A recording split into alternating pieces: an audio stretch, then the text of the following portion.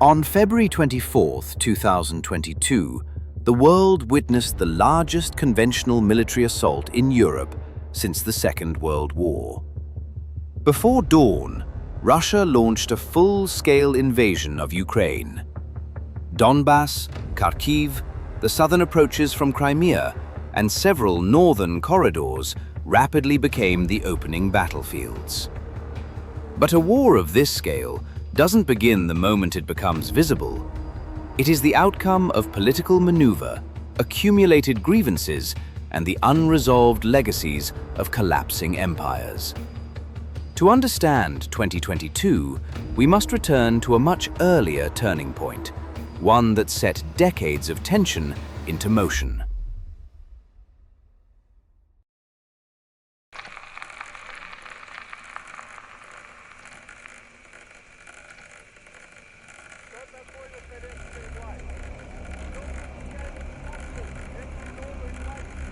(1917) marked the fall of the Romanov dynasty, concluding more than 3 centuries of Tsarist authority.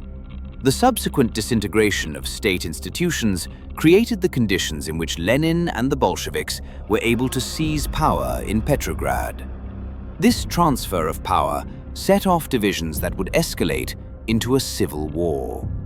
The conflict reshaped the borders of the former imperial territories, and in its aftermath laid the foundations for the creation of the Soviet Union in 1922.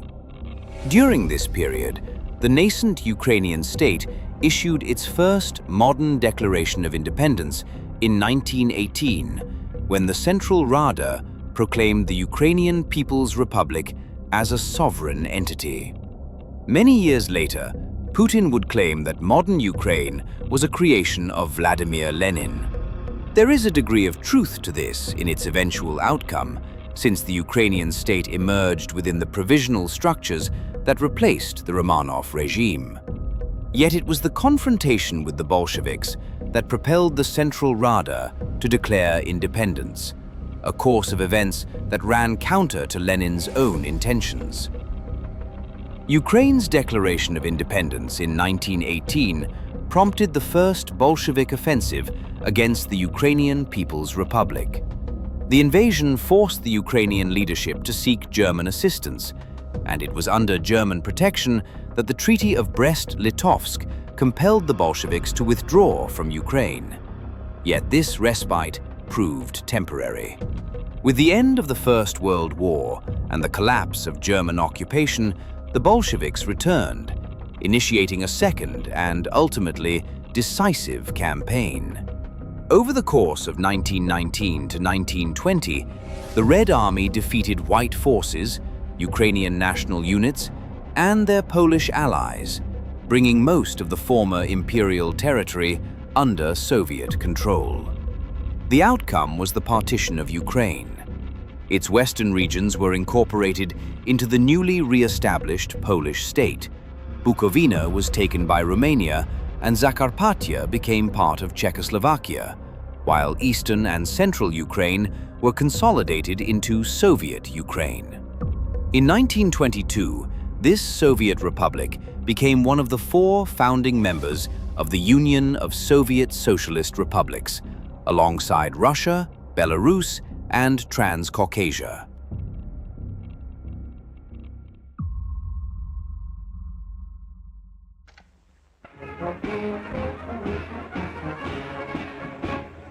Yet military victory did not resolve Russia's deeper problem. In the years that followed, nationalism emerged as a challenge the state proved unable to suppress by force alone. Ukrainian national consciousness had begun to take shape long before 1917, becoming visible in intellectual and cultural movements as early as the 1840s. Over the decades that followed, the imperial state sought to contain this development through censorship and repression, including restrictions on Ukrainian language publishing and education. Under Soviet rule, coercion assumed more radical forms. The Holodomor famine of 1932 to 1933 devastated Soviet Ukraine, killing millions.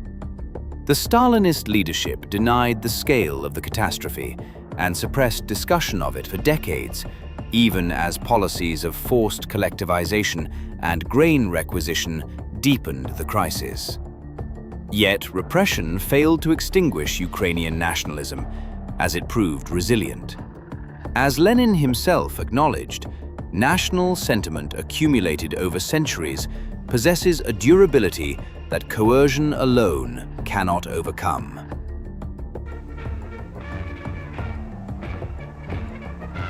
Throughout the late 1930s, repression intensified.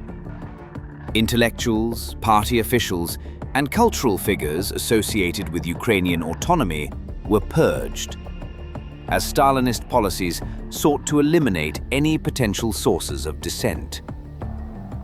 By the eve of the Second World War, Soviet Ukraine had been fully integrated into the centralized structures of the Stalinist state. The German invasion of the Soviet Union in 1941 transformed Ukraine into one of the primary theaters of the war. The country suffered catastrophic losses, caught between Nazi occupation and Soviet counteroffensives.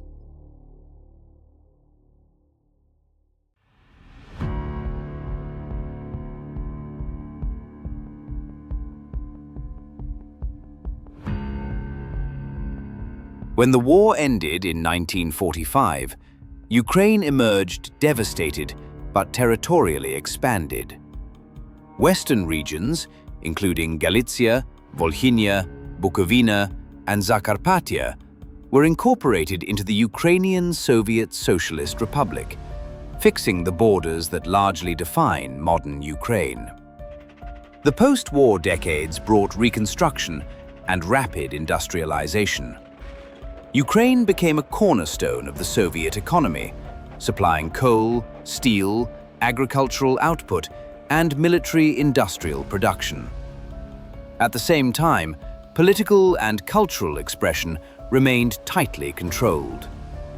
Armed resistance in Western Ukraine was crushed by the early 1950s, while dissent elsewhere was contained through surveillance, censorship, and periodic repression.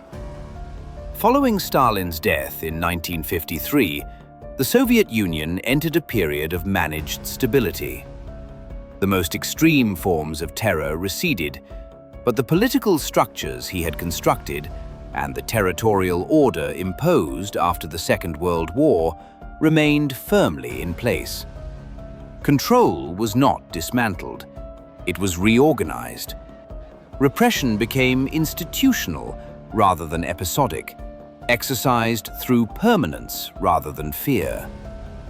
Periods of cautious liberalization were repeatedly followed by renewed centralization, allowing Ukrainian identity to exist only within strictly defined Soviet parameters, constraints that were themselves embedded within a far broader geopolitical order shaping the fate of the entire European continent.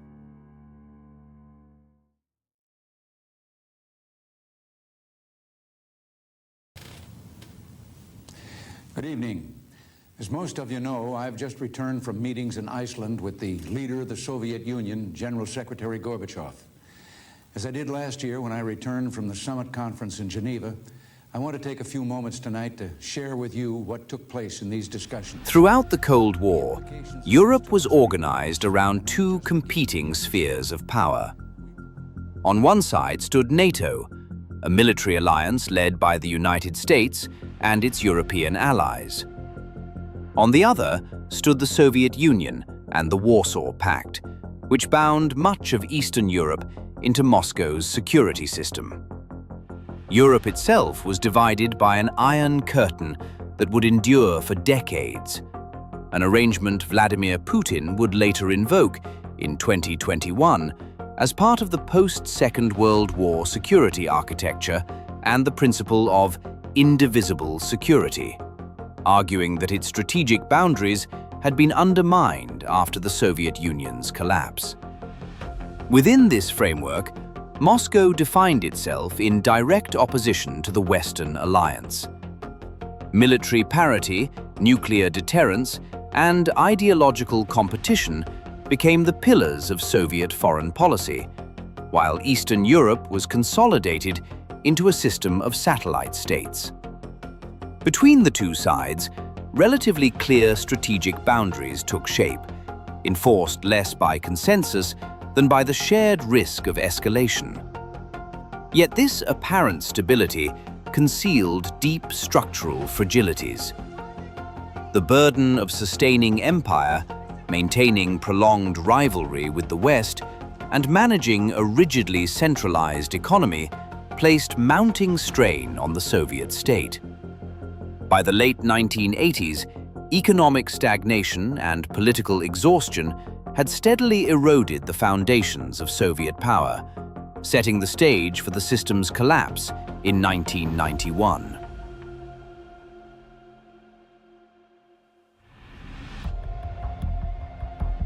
The dissolution of the Soviet Union did not resemble the collapse of most classical empires. Rather than ending through revolution or decisive military defeat, the Soviet state disintegrated with limited overt violence, giving way to successor institutions instead of collapsing through a final struggle for power. This outcome stood in contrast to the fate of earlier imperial systems, as the Romanov dynasty or the Ottoman Empire at the end of the First World War in 1918. Yet the apparent calm of the Soviet collapse concealed deep structural ruptures. The Union unraveled not because a coherent alternative had replaced it, but because its central institutions had ceased to function. Economic breakdown, political paralysis, and the erosion of authority at the center left the Soviet system unable to sustain itself. Ukraine's declaration of independence in August 1991, confirmed by referendum in December, proved decisive. As one of the Soviet Union's largest republics, demographically, economically, and strategically, Ukraine's departure removed a pillar on which the Union had long depended. In August 1991, an attempted coup by hardline officials seeking to preserve the Soviet state only accelerated this process. Mikhail Gorbachev was sidelined rather than directing events, and the failure of the coup exposed the extent to which power had already shifted away from Union-wide institutions. Boris Yeltsin, then president of the Russian Soviet Federative Socialist Republic, emerged as a central figure by publicly opposing the coup and asserting the authority of the Russian Republican government over the Soviet center. The episode fatally weakened Gorbachev's position while elevating Yeltsin as the dominant political actor in the post-Soviet transition. By December 1991, Russia, Ukraine, and Belarus formally agreed to dissolve the Soviet Union and establish the Commonwealth of Independent States. In accepting this outcome, Yeltsin abandoned the Soviet framework and assumed leadership of the Russian Federation as a successor state, transforming what had long been the imperial core into an independent political entity for the first time in centuries. The years that followed revealed how incomplete and unstable this transformation was. Post-Soviet Russia inherited the legal shell of a state, but lacked a settled constitutional order. Authority was divided between the presidency and a legislature rooted in Soviet-era institutions, each claiming democratic legitimacy. Economic collapse, rapid privatization, and social dislocation further undermined confidence in the new system.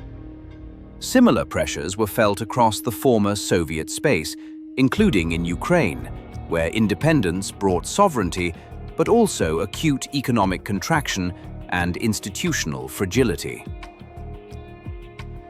For the first time in its history, Russia was compelled to confront the problem of nationhood in a post-imperial context.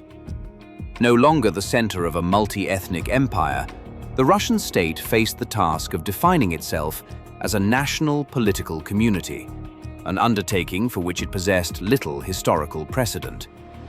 Russian identity, long intertwined with imperial structures, now had to be reimagined within sharply reduced borders and weakened institutions.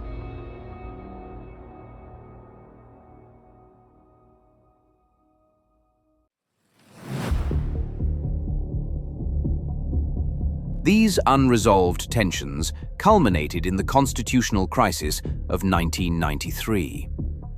In September, President Yeltsin moved to dissolve the parliament, which in turn declared his actions illegal, escalating the standoff into armed confrontation in Moscow.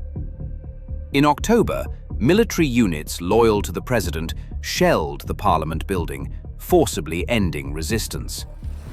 The crisis was resolved not through constitutional compromise, but through the use of force, underscoring a recurring pattern in Russian political history. Constitutions may define authority in principle, yet in moments of acute crisis, power has repeatedly been determined in practice by coercion. When institutional rules cease to command obedience, as history had shown more than once, violence emerged as the ultimate arbiter of political order.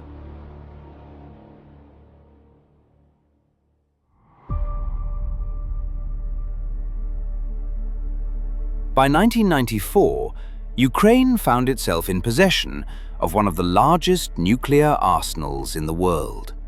Inheriting approximately 1,900 strategic nuclear warheads following the collapse of the Soviet Union. This legacy placed the newly independent state in an acute strategic dilemma. On the one hand, Ukraine lacked the military capacity to deter a resurgent Russia through conventional means alone.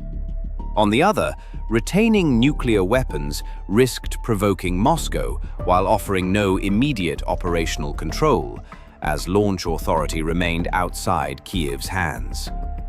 Nuclear disarmament, therefore, appeared simultaneously unavoidable and deeply perilous. To relinquish the arsenal was to surrender the only leverage Ukraine possessed in an uncertain post-imperial landscape. To retain it was to invite confrontation without the means to sustain it. This unresolved tension formed the backdrop to the Budapest Memorandum of 1994. The agreement is often misunderstood as a moment of Western guarantees exchanged for Ukrainian disarmament. In practice, it reflected a far more constrained reality. The nuclear weapons stationed on Ukrainian territory were returned to Russia, recognized at the time as the legal successor of the Soviet Union, while Ukraine received political assurances issued by the United States and the United Kingdom, alongside Russia itself, rather than binding security commitments.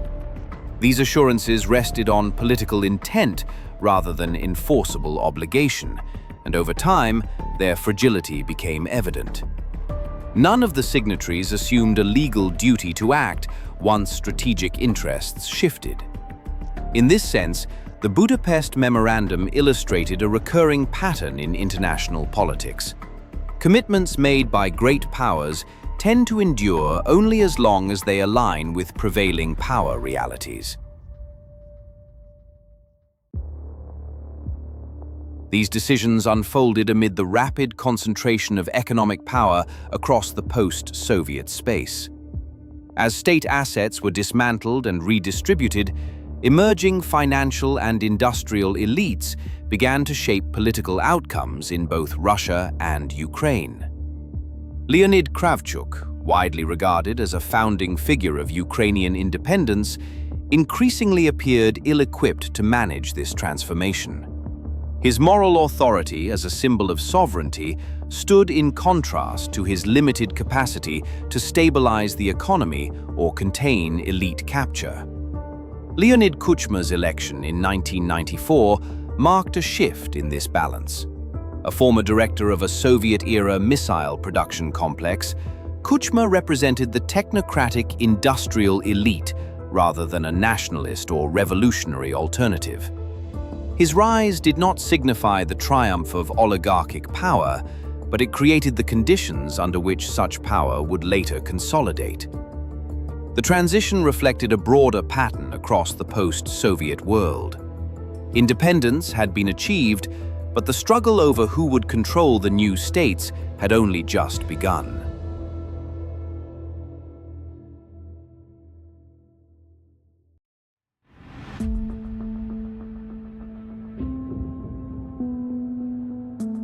By the mid-1990s, following the constitutional crisis of 1993 and Yeltsin's re-election in 1996, the weakness of the Russian presidency had become structural rather than temporary. Formal institutions continued to exist, but effective authority increasingly operated outside them. Political survival depended less on governance than on access to financial resources, media influence, and informal protection. This concentration of power emerged not from deliberate design, but from institutional erosion. Rapid privatization, weak legal enforcement, and the decline of centralized authority allowed economic power to consolidate faster than political institutions could restrain it. As a result, wealth increasingly substituted for state capacity. Proximity to the presidency replaced formal accountability, and power in practice flowed through personal networks rather than constitutional mechanisms. By the end of the decade, the problem confronting Boris Yeltsin was no longer how to govern, but how to leave office without endangering the system that had formed around him. His health was deteriorating, public legitimacy had eroded, and succession became an urgent necessity. Two conditions quietly shaped the search for a successor: loyalty to the existing order and a credible guarantee that Yeltsin and his inner circle would be protected once power changed hands. The urgency of this dilemma was sharpened by the Russian financial crisis of 1998. Default, the collapse of the ruble, and the sudden loss of public savings shattered what remained of confidence in the post-Soviet order, exposing the limits of governance built on managed weakness. In this context, Yevgeny Primakov emerged as the first serious candidate capable of stabilizing the situation. His experience and public credibility helped restore a measure of economic stability and institutional coherence to the state. Yet these same qualities rendered him politically unacceptable. His growing independence and his willingness to reassert state authority conflicted with the informal arrangements that had sustained the presidency throughout the 1990s. His removal in 1999 revealed a critical constraint of the period. Competence alone was insufficient if it threatened the political order surrounding the presidency. Attention therefore shifted to a different type of figure. Vladimir Putin offered what the moment demanded. At the time, his selection attracted little public attention. In retrospect, it marked the end of one era and the emergence of a figure who would rise to become one of the most powerful individuals in the modern world.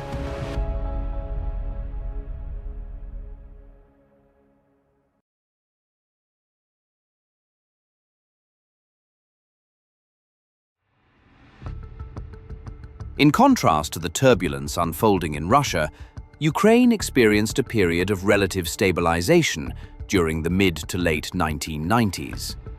Under President Leonid Kuchma, the Ukrainian state pursued a cautious balancing strategy between Russia and the West, avoiding firm alignment with either side.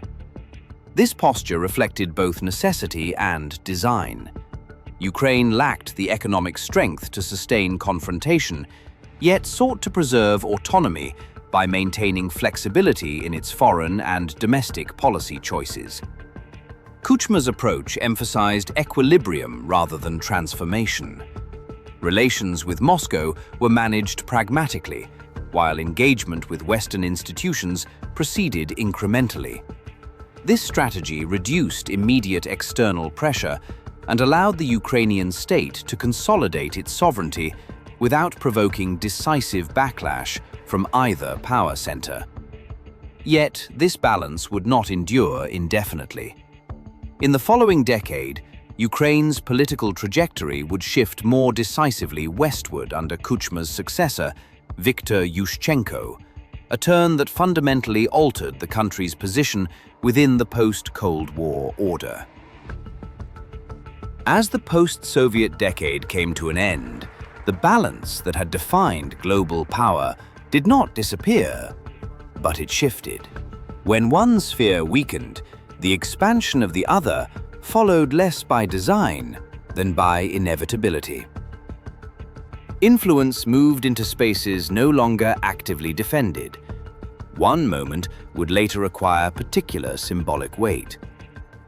In early 1990, during negotiations over German reunification, US Secretary of State James Baker posed what would become an infamous question to Mikhail Gorbachev.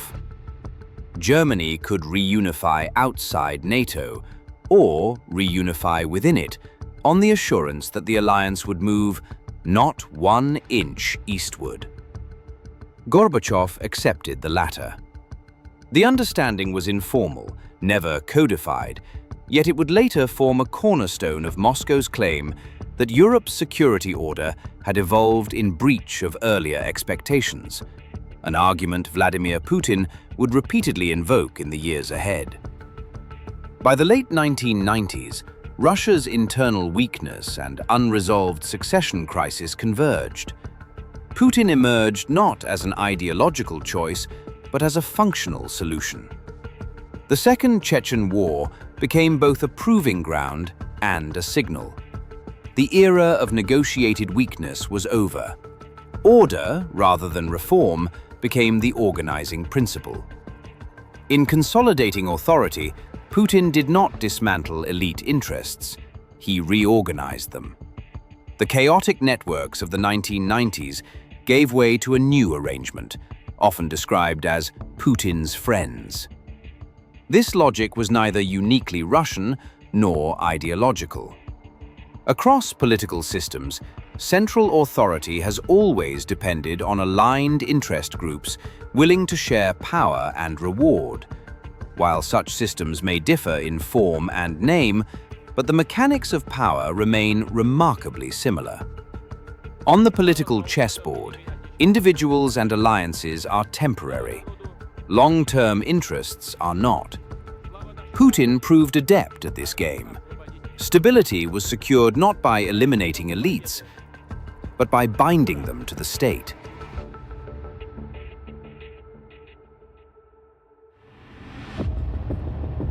As Russia moved to close the post-Soviet opening, NATO's footprint expanded. In 1999, Poland, Hungary, and the Czech Republic joined the alliance. In 2004, the most consequential enlargement followed. Estonia, Latvia, Lithuania, Slovakia, Slovenia, Romania, and Bulgaria entered NATO, including 3 former Soviet republics. From Moscow's perspective, this was not a sequence of isolated accessions, but a cumulative transformation of Europe's security landscape. Political change advanced in parallel across the post-Soviet space. In Georgia, the Rose Revolution of 2003 removed President Eduard Shevardnadze, bringing Mikhail Saakashvili to power. In Kyrgyzstan, the Tulip Revolution of 2005 overthrew Askar Akayev. While rooted in domestic grievances, these movements consistently displaced post-Soviet elites, making it difficult to view them as politically neutral events. Ukraine stood at the center of these intersecting pressures. President Leonid Kuchma, who had spent the 1990s balancing between Russia and the West, entered a far more precarious phase after the exposure of his alleged involvement in the murder of journalist Georgy Gongadze. The equilibrium he had maintained collapsed, and Ukrainian politics shifted from managed balance to open confrontation. The 2004 presidential election crystallized this divide. Viktor Yushchenko embodied a decisive turn toward Western integration, while Viktor Yanukovych represented continuity with Eastern industrial elites and closer alignment with Russia. When Yanukovych was declared the winner amid credible allegations of fraud, mass protests erupted. The Orange Revolution was not merely an electoral dispute. It revealed a country divided along structural and geopolitical lines.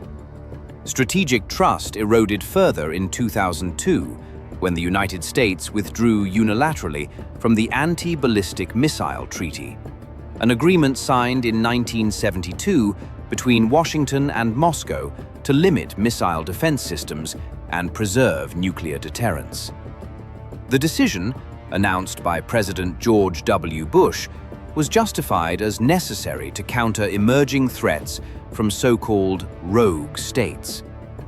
Long regarded as a cornerstone of strategic stability between the United States and Russia, the treaty's collapse reinforced perceptions in Moscow that restraint mechanisms were being dismantled alongside political and military expansion. As the balance of power in Europe continued to shift, American influence was simultaneously moving closer along Russia's southern flank.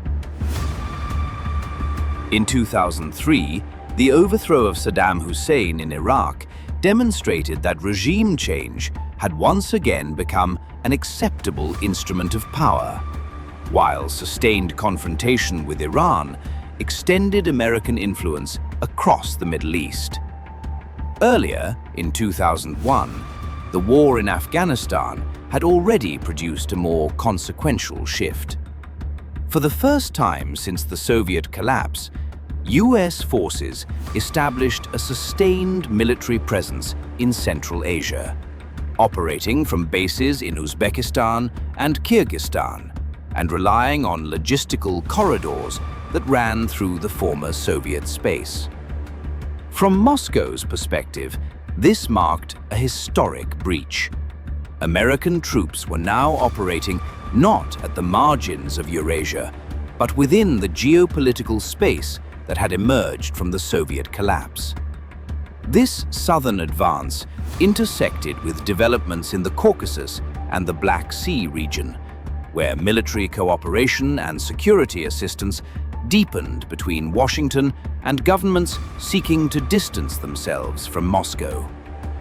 These relationships stopped short of formal alliance, but they nonetheless reshaped local balances of power and narrowed Russia's strategic depth.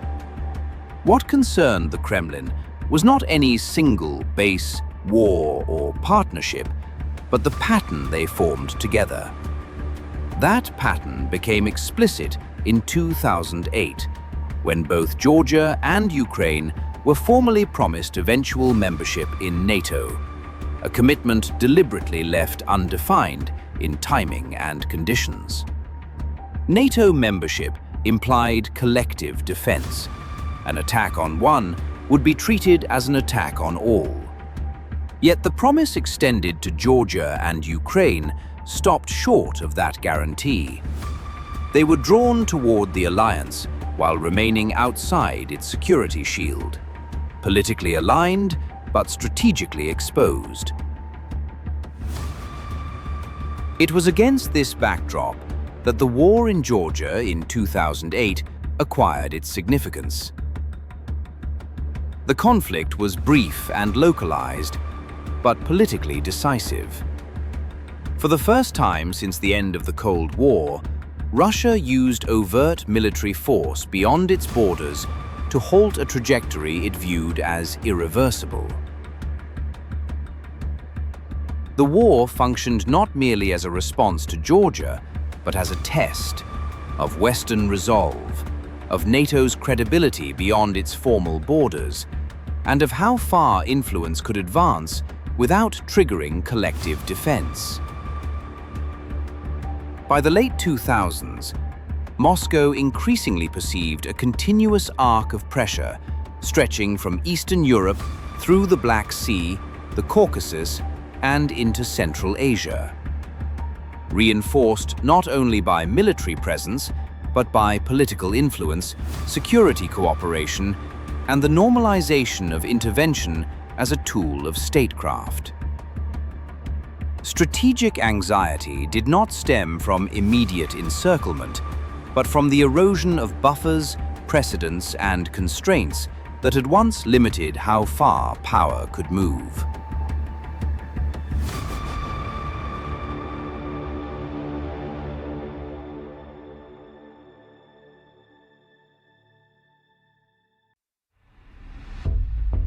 As the preceding developments suggest, the conflict that would later erupt in Ukraine cannot be understood as a bilateral war between two states alone. The battlefield that emerged after 2014 represented only a small square on a far larger geopolitical board. Ukraine's predicament was shaped not solely by its internal divisions, but by its position, caught between competing strategic systems whose interests converged on the same space. Geography offered Ukraine opportunity as well as vulnerability. In the decades following the Soviet collapse, Ukraine remained deeply integrated into Russia's economic sphere, dependent on Russian energy, industrial supply chains, and inherited production networks, while simultaneously functioning as a transit space linking that sphere to European markets. To the south, access to the Black Sea placed Ukraine along one of Eurasia's enduring commercial arteries, connecting European markets to the Caucasus and the Eastern Mediterranean, spaces once integrated through the maritime trade networks of the Ottoman world. In the decades following the Cold War, these routes acquired renewed significance, as Ukraine also emerged as a potential corridor between Europe and the expanding economies of Eurasia, including those tied to China's growing east-west trade flows in the early 21st century. What appeared as strategic value from one perspective translated into exposure from another. In this sense, Ukraine became entangled in the geopolitics of its own location. Its strategic importance ensured sustained external attention, but also limited its room for maneuver. Yet, amid these broader forces, Ukraine was not merely a passive arena. It remained a political society grappling with its own unresolved struggles over power, legitimacy, and direction. History offers a familiar pattern in moments of unfinished transformation. Revolutions that fail to deliver structural change rarely end with a single rupture. They leave behind unresolved expectations, weakened institutions, and a population increasingly skeptical of political elites. In Ukraine, the failure of the first revolutionary moment did not close the question of power. It deferred it. The result was not stability, but accumulation, of frustration, of division, and of competing visions of the country's future. It was this accumulation, rather than a sudden break, that would later converge in Maidan in 2014.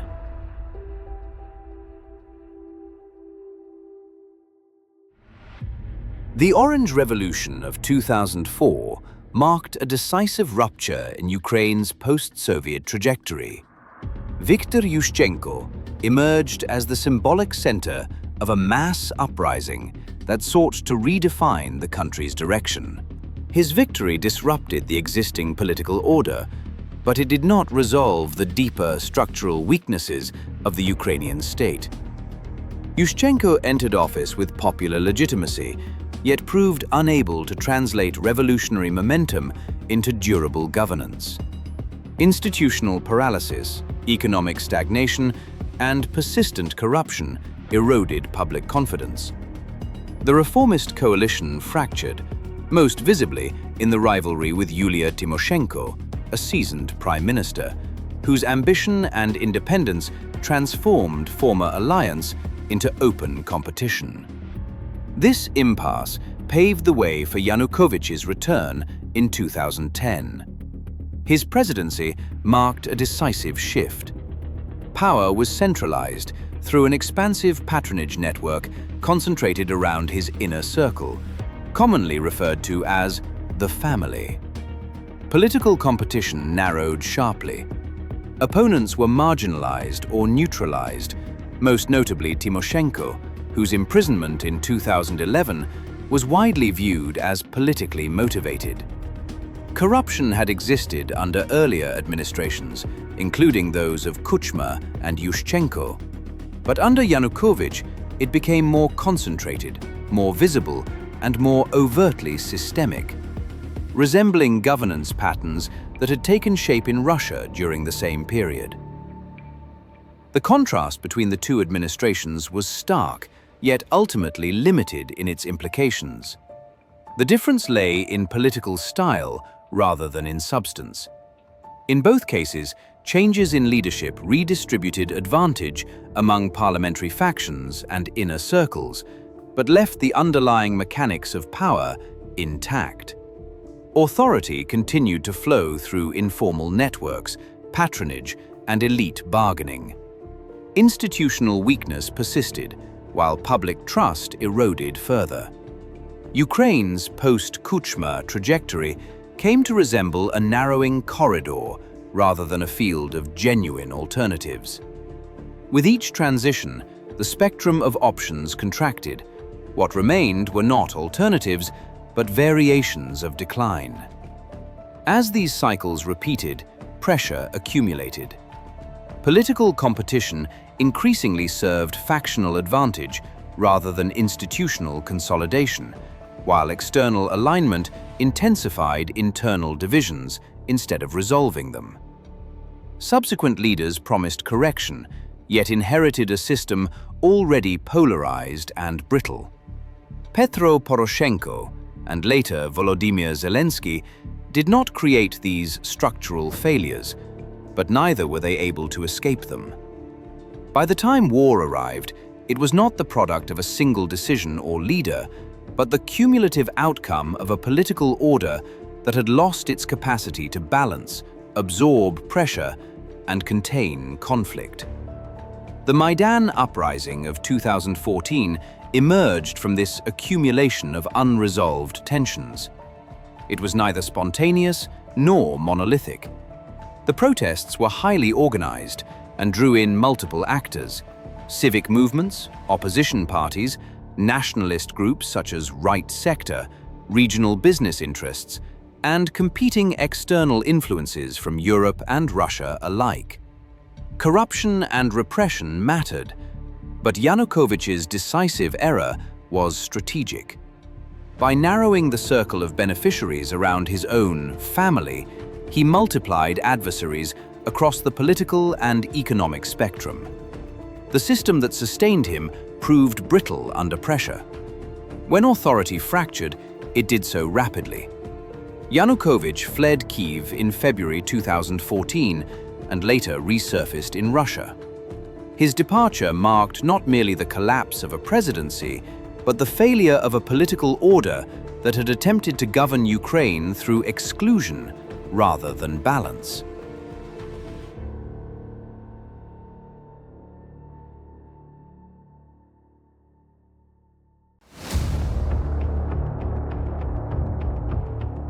The crisis of Ukrainian state authority reached its point of externalization in 2014. Russia's seizure and subsequent annexation of Crimea was a political move defined by speed and flexibility, rather than prolonged confrontation. Moscow acted within a narrow window of opportunity created by the collapse of authority in Kyiv. Crucially, the operation rested on foundations laid long before Maidan. Since the 1990s, Russia had maintained a permanent military presence in Crimea through agreements with Ukraine, later extended under Viktor Yanukovych in 2010, granting the Russian Black Sea Fleet basing rights until 2042. This embedded presence allowed Moscow to move quickly, assert control over key local institutions, and facilitate the installation of a pro-Russian administration with minimal resistance. A similar dynamic unfolded in eastern Ukraine. In the Donbass, particularly in Donetsk and Luhansk, political fragmentation, local power brokers, and long-standing social ties to Russia created conditions for armed confrontation. Authority on the ground was divided, and Kyiv's ability to impose coherent control was limited from the outset. While Russia denied direct involvement, the conflict that emerged was neither spontaneous nor purely internal. It reflected a convergence of local fragmentation, unresolved sovereignty, and external pressure. What began as a regional crisis thus represented the opening phase of a much longer struggle, one that would later culminate in 2022, but whose origins remained less visible at the time. Between 2014 and 2015, Ukraine gradually regained the initiative on the battlefield. Kyiv stabilized the front lines and prevented the loss of additional territory beyond Crimea and parts of Donbass. Yet this military containment did not translate into political consolidation.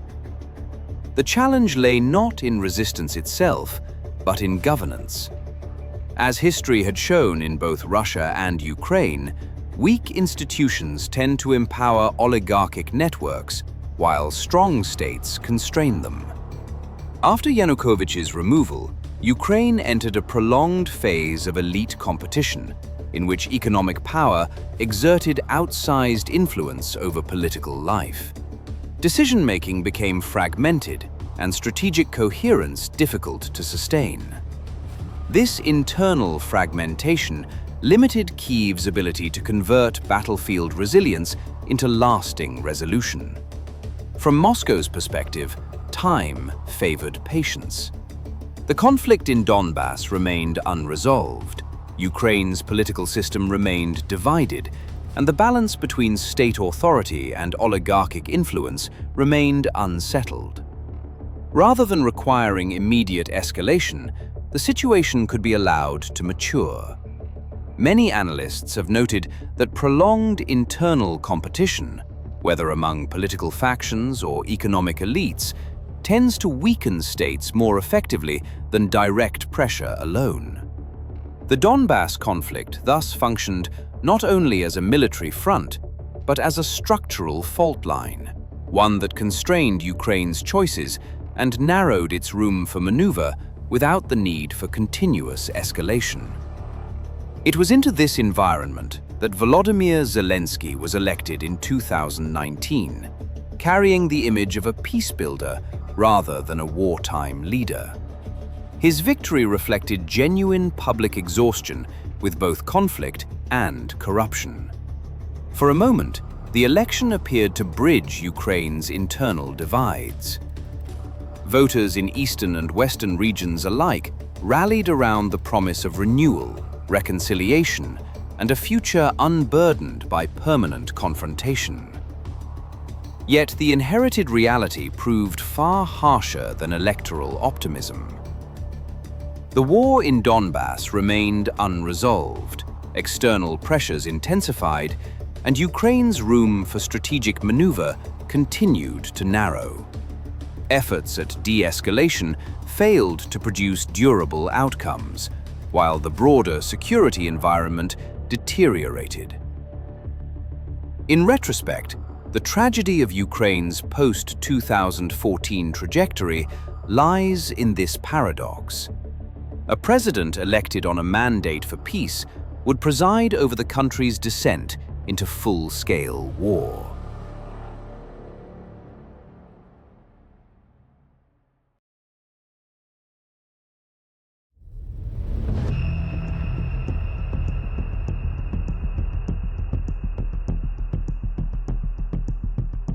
On February 24, 2022, war returned to Europe in its most explicit form.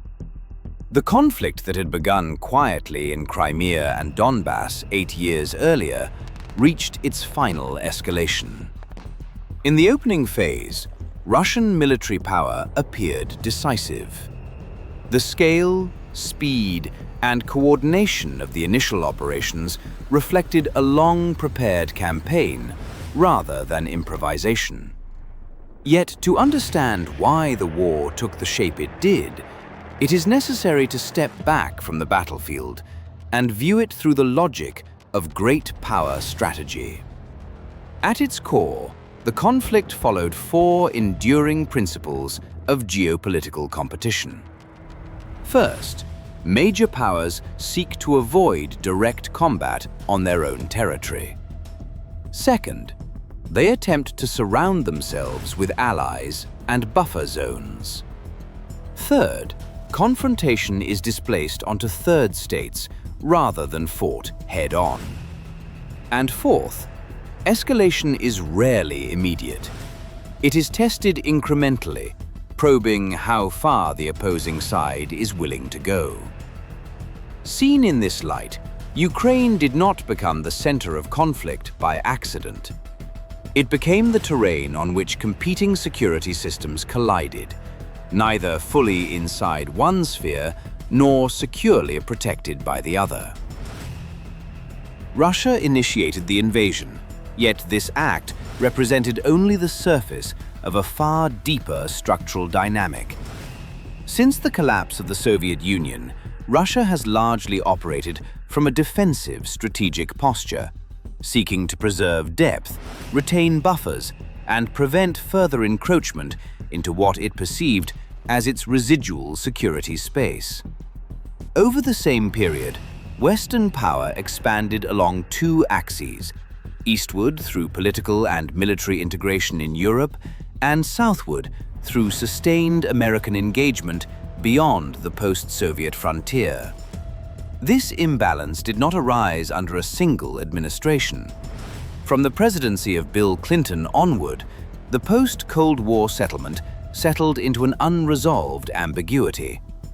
During the Bush years, this equilibrium narrowed further.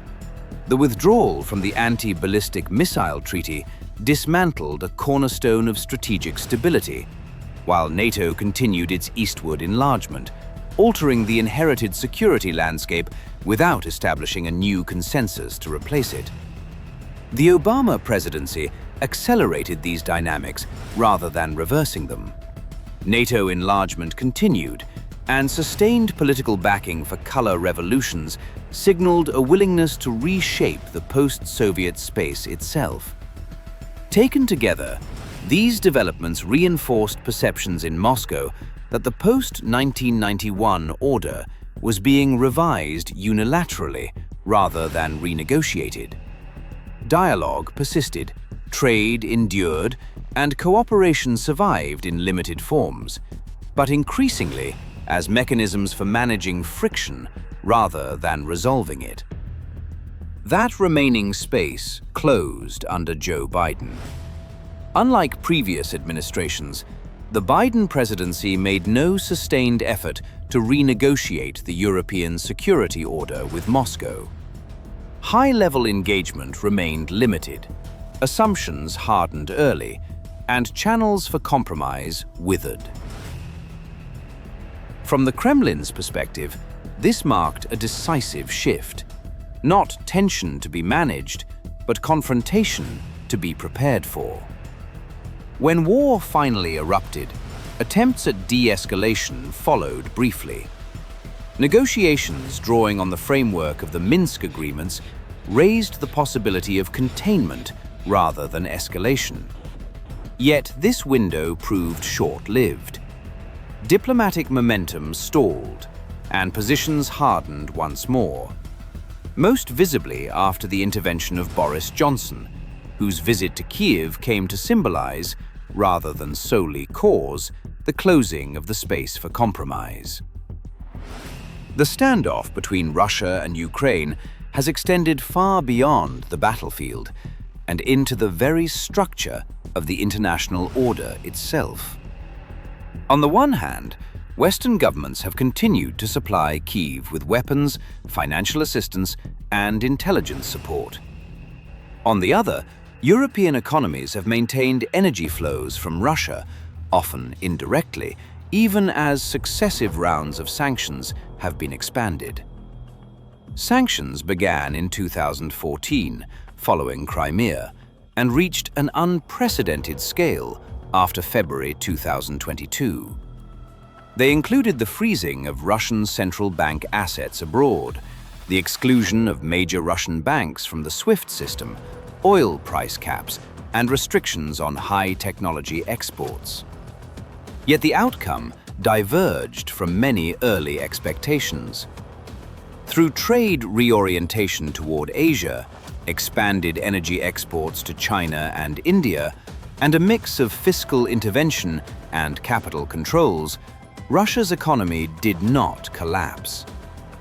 In some respects, war and sanctions accelerated Moscow's drive toward industrial self-sufficiency and structural economic reorganization faster than anticipated. The most contentious issue in recent years has been the fate of frozen Russian assets in Europe. More than 200 billion euros, held primarily in Belgium through the Euroclear system, has become the focus of intense political debate. Between 2023 and 2024, major powers such as France, Germany, and the United Kingdom pushed to redirect the interest, and in some proposals even the principle, toward financing Ukraine. These efforts met strong resistance within the European Union, particularly from Hungary under Viktor Orban, alongside several other states concerned about legal precedent and systemic financial risk.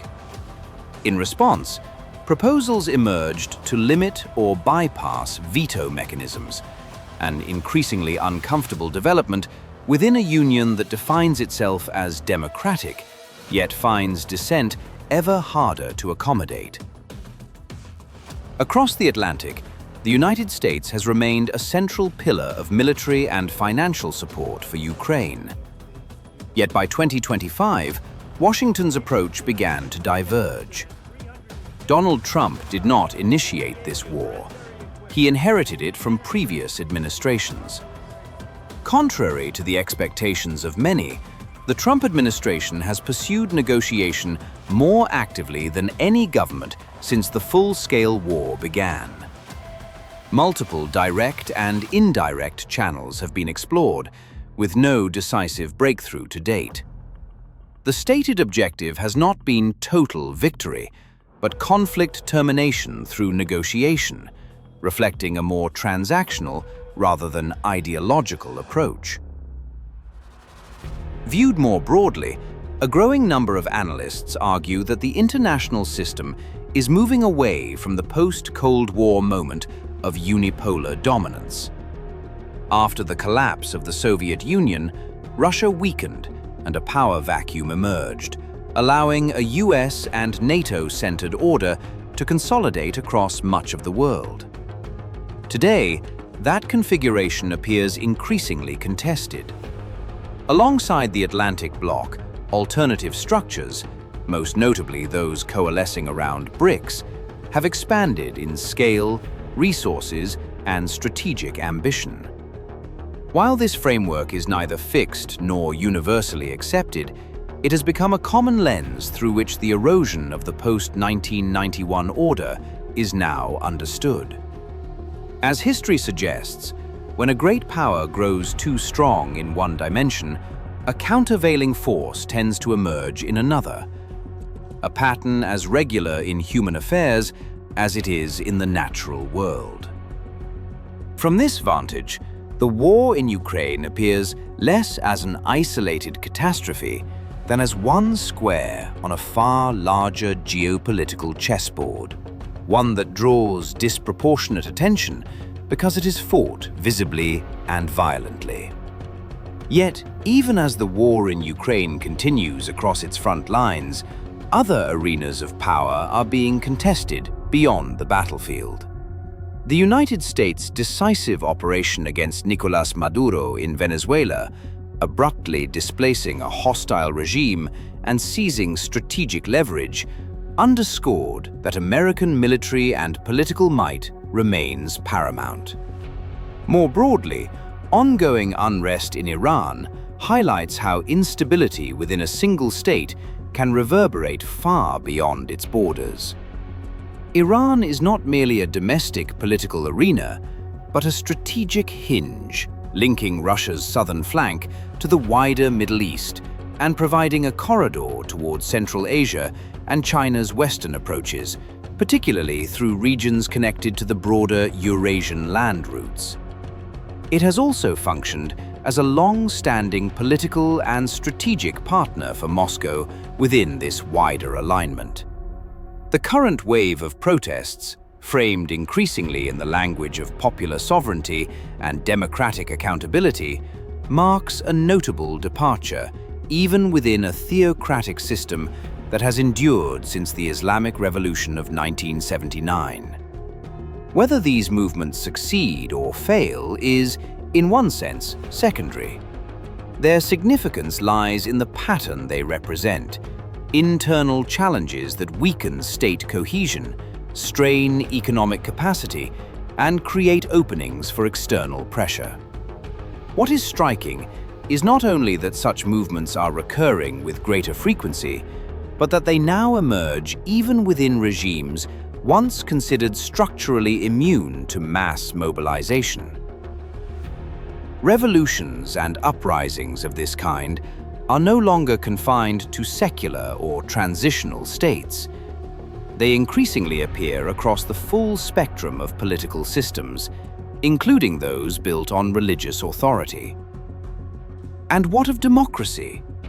It remains a beautiful ideal in theory, yet human political history offers no enduring example of pure self-governance untouched by force, hierarchy, or elite compacts.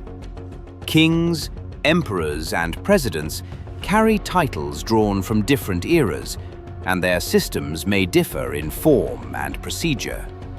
Yet, in substance, the logic of power has changed little.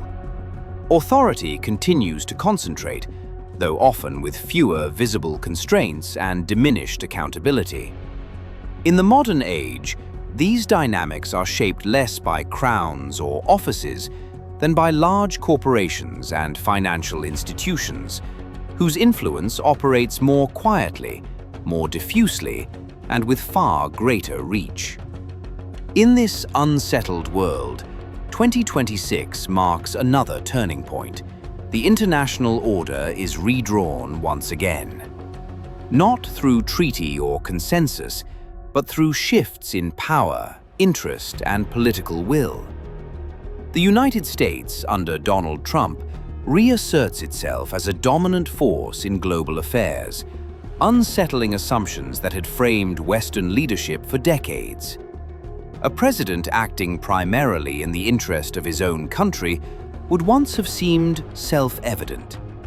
In the contemporary Western context, it appears almost anomalous, particularly as many societies seem more attentive to the rights and mobility of immigrants than to the economic security and political confidence of their own citizens. What was once ordinary now feels disruptive, not because it is unprecedented, but because it exposes the distance between political ideals and lived realities. So who is right and who is wrong? Which wars are just and which are not? There are no absolute answers.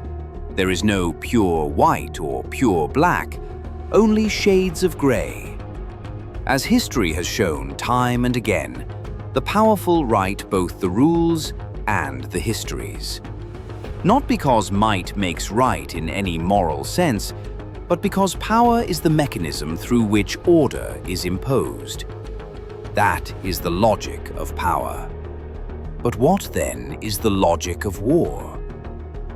Governments supply the money.